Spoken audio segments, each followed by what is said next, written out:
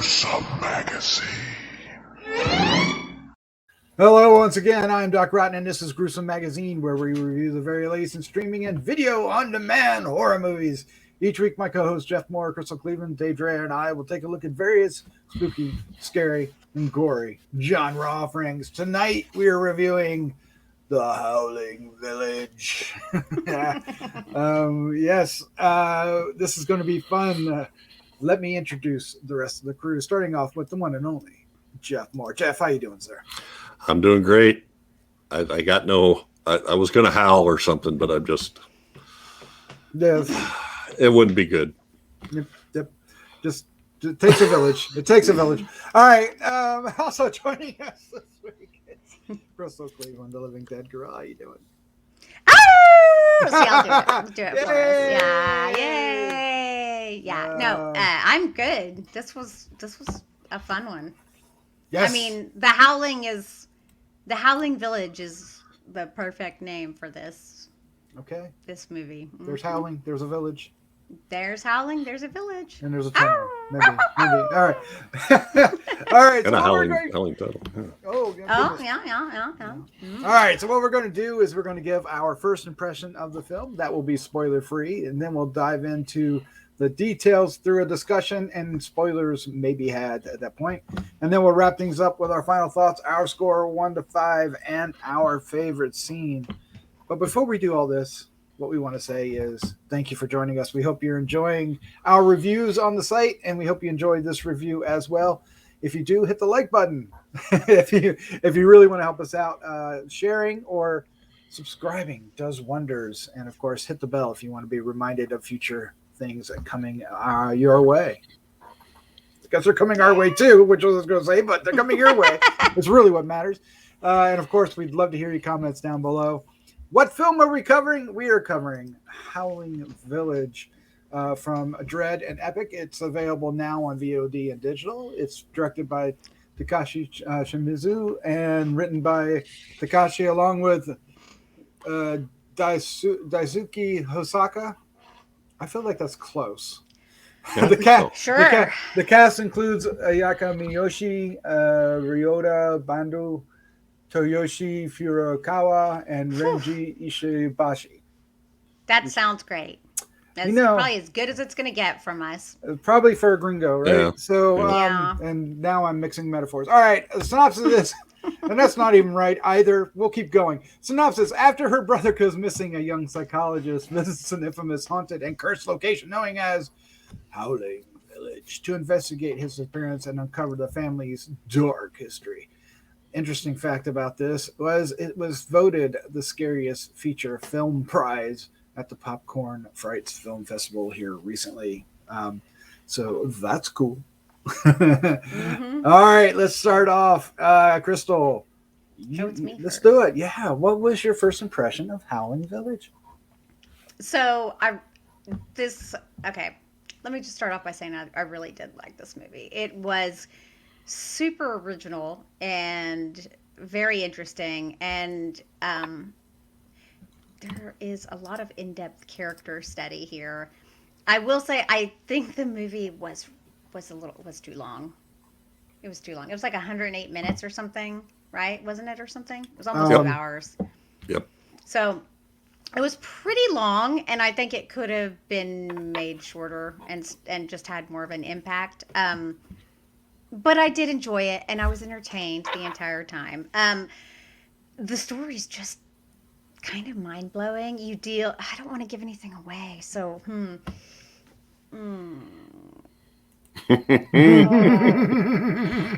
I mean, the synopsis is basically just the surface of what's really going on underneath all of this. So it really is a really in-depth story, and I think that's really intriguing. Typically, this is a Japanese film. I mean, I feel like Asians really make wonderful horror movies. I just tend to really enjoy them and think that they're creepy and weird, and a lot of the effects were actually really cool and good. There was some questionable green screen. Actually, there was some really questionable green screen, and there was some stuff that I maybe would have changed around to make it a little at points it was kind of cheesy to me, but I didn't care because I really liked it. It was shot well. I feel like the acting was good. I feel like the story was fantastic. I mean, you've got these corporate bad guys, and then it deals with some ancestral stuff and modern day stuff, and I mean, it's kind of a messed up story in a way. Some things I didn't quite understand, and I don't know if it was lost in translation, but I did like the implications behind everything. Yeah, I think this was. I think it's interesting that they said it was scary. I didn't think the movie was scary, but I found it very compelling, and I really enjoyed it. Perfect. But it takes a lot to scare me. Well, we'll work on that. We'll work on that. Yeah. All right, Jeff Mohr, it's your turn. What is your first impression of Howling Village? I'm with Crystal. I enjoyed this. I thought it was a little long too, but not. And we'll save it for the spoilers part. But it's very creepy. I mean, it's J-horror to the max. It's an original folk horror story. I haven't heard anything quite like this before. It's complicated as hell, and it's really not obvious who the players are or how they relate to each other, but it kind of all sort of makes sense in the end, even though there isn't any big long exposition or anything. You at least I got the gist. Now, did I get every little nuance of it? I would have had to stop and think, and it's like I said, it was confusing. It was making my brain hurt, so I just decided to go with it. So I enjoyed it. I really did. All right. Well, that sounds great. Unfortunately, I wasn't able to watch this. I had trouble with the screener and was not able to get it corrected by time of tonight's recording, and I'm really bummed because it's really too bad. Yeah. I think you would have really liked it. Mm-hmm. Yeah, and I'm a huge J-horror fan. I love Asian horror films. I love Japanese. I love South Korean. I love Cantonese, Mandarin. I love them all, and this looked like it was right up my alley. Now, another reason I was looking forward to this is the director, Takashi Shimizu, who has done some great horror films. Now, he's best known for Ju-on, which is also known as, in the States, as The Grudge. And he's directed umpteen of them. But we've reviewed a few of his other films here. I think we did, I'm looking, Tormented is the one we did. That he did in the States, but he also did Flight 7500, and his film that he's preparing now is called The Graveyard Apartment, which title alone has me sold. Sounds fun. But he definitely has a certain style, and I was kind of sold on it before it even got in our hands. So I am eager to find out exactly what made this awesome, and I'm going to hand it over to you guys to continue the discussion. Okay, so I guess for me,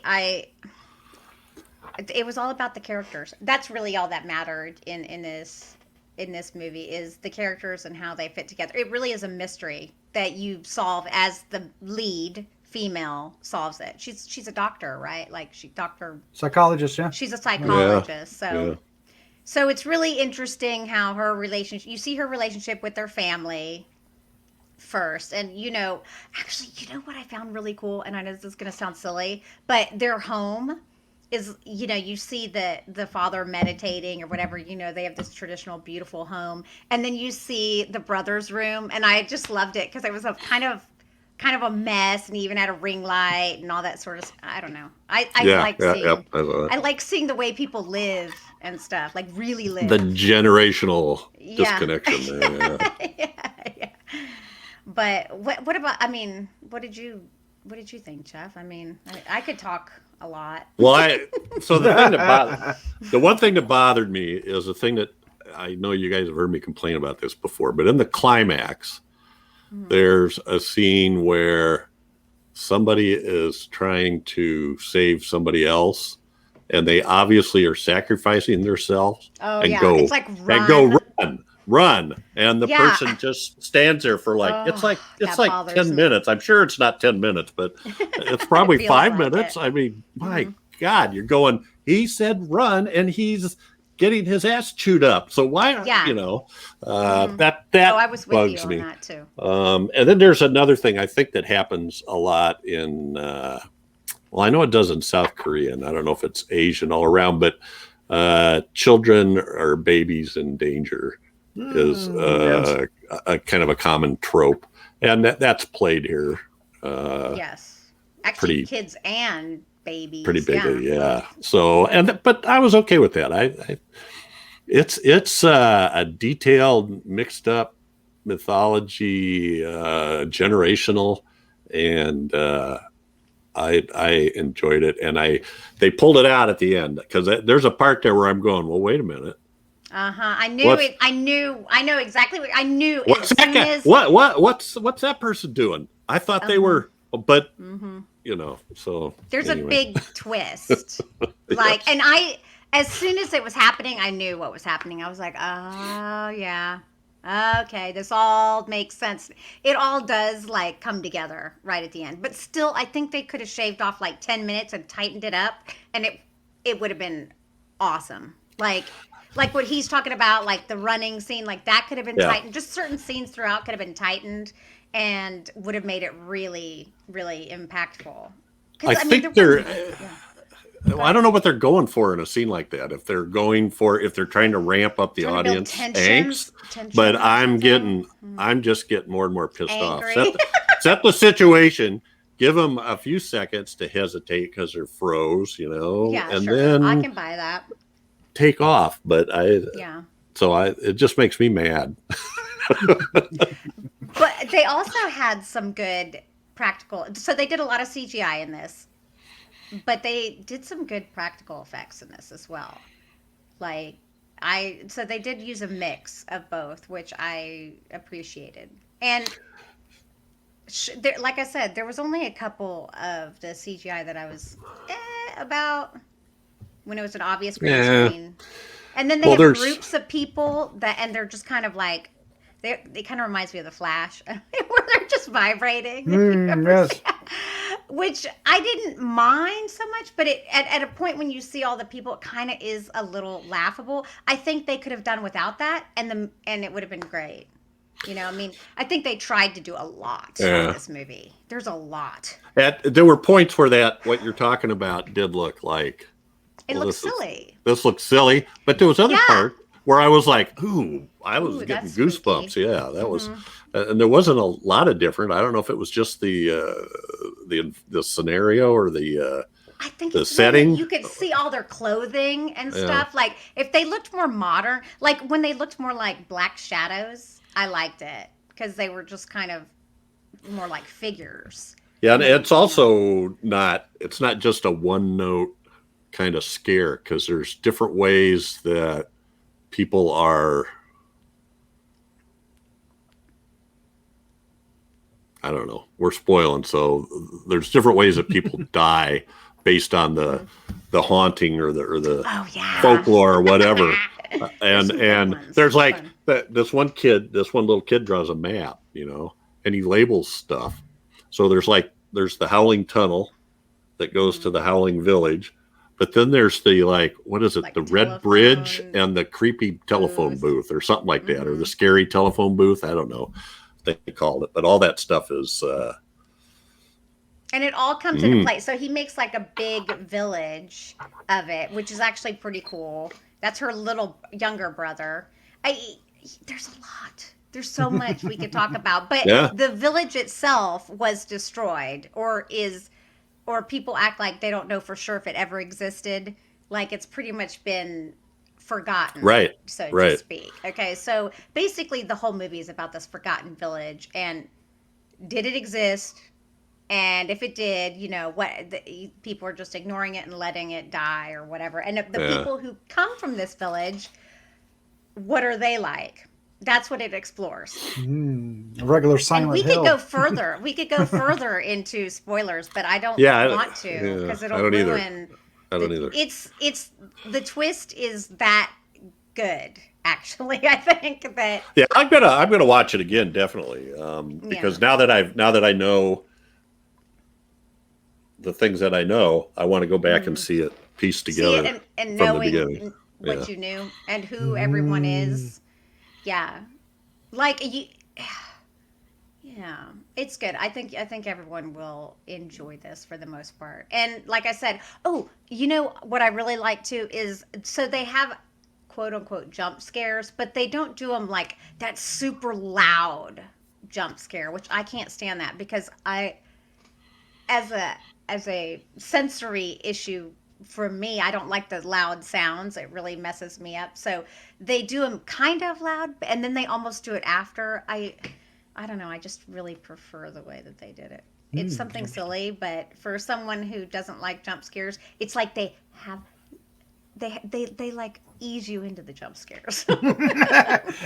It's like ease you in. You know, it's like a jump scares coming. Jump scares coming. Sit down. The sound mixing is good. And I know when they're turned around, I'm going to see something. Yeah. Well, I have two questions about the director, and then we'll wrap things up. The first one is that Takashi Shimizu is he's known for a very interesting storytelling.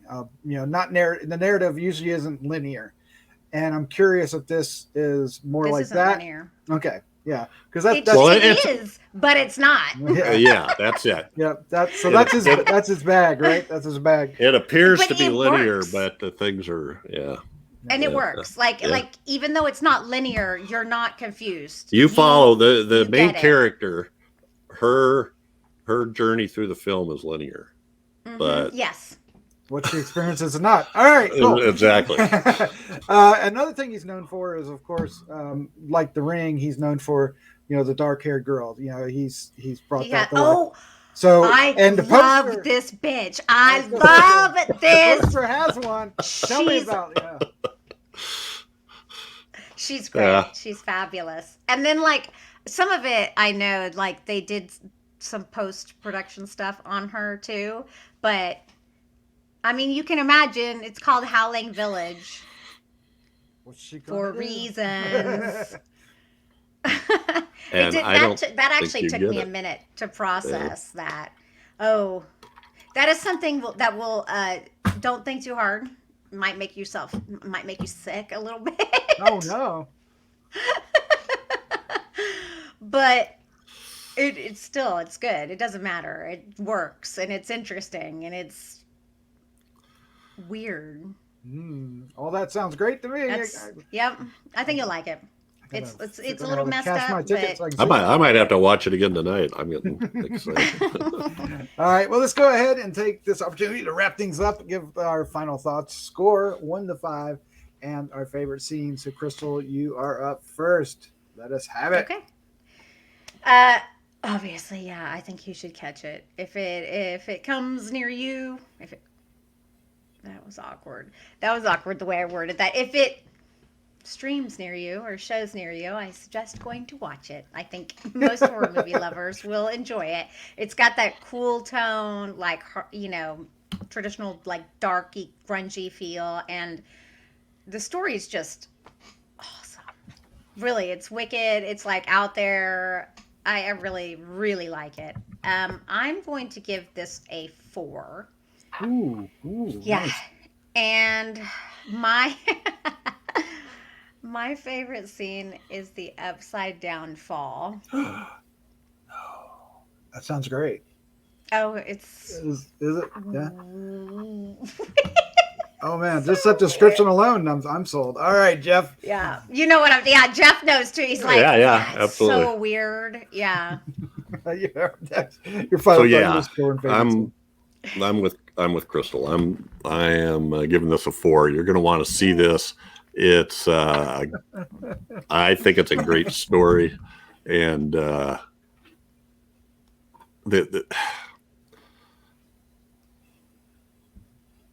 it is to me it's ingenious the way that he tells the story and the way that the pace at which you kind of get what's going on, because at first you're like going, what?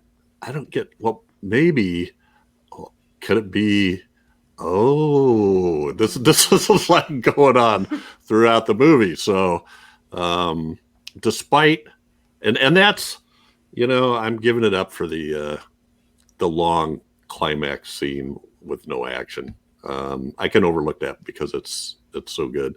So my favorite scene, and this might sound weird because I'd like to pick something like Crystal did, but I'm going to say early on, the doctor is treating a little kid who has like an imaginary friend. His parents keep bringing him in because he keeps talking about his mom or his other mom or something like that.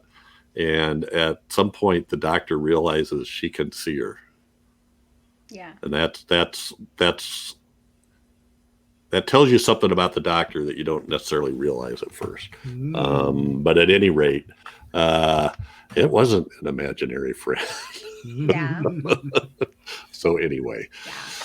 Yeah. And they have a bigger bond than what you think too. Yeah, so. yeah. Mm-hmm. I don't remember what he actually calls her. Is it my other mom or my real mom or my first mom or something like that? Yeah. My other mom. Yeah. So he's like, but we don't want to tell the other mom because it'll make her cry. Yeah, he keeps going to this doctor.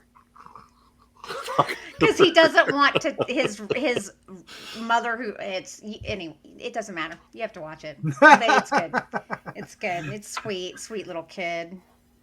All right. Well, there you go. That's our review for Howling Village, which is out on digital and VOD now. So check it out and leave some comments down below. I got to see this. Thank you for a great review. It's really interesting hearing these reviews without knowing. I know. It's like you didn't spoil anything. I have no idea, but it sounds great. They fall upside down. I'm sold. When you see this, it's unforgettable. Okay. I can't believe he did it this way. Yeah, it's so different. Rewound it. I rewound it because I was like, that is messing with my head. Awesome. Mm-hmm. All right. Well, Crystal, Jeff, thank you for joining me. Yep. Thanks for having me. Thank you. Yeah. All right. Let's say good night. Good night. Goodbye.